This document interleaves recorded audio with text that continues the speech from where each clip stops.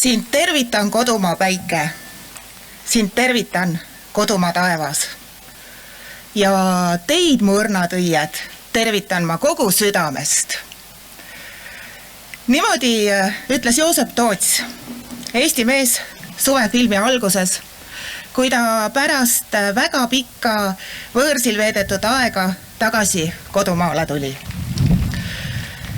Ta tervitas oma kodumaad, oma loodust veel enne, kui ta läks tuppa oma vanemaid tervitama.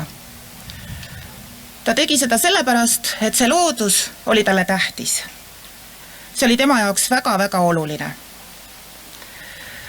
Usun, et sama oluline on see meie kõigi jaoks, kes me siin oleme. Haljala valla territooriumist jääb Lahemaa rahvuspargi alla 40%. Meil on 2 reservuaari ja 13 sihtkaitsevööndit. Meil on 4500 elanikku. Meil on 2 alevit ja meil on 72 küla.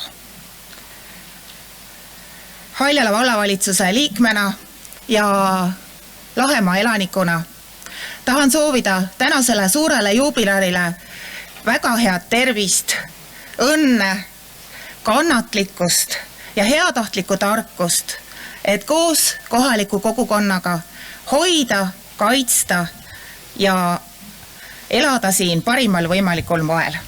Aitäh teile!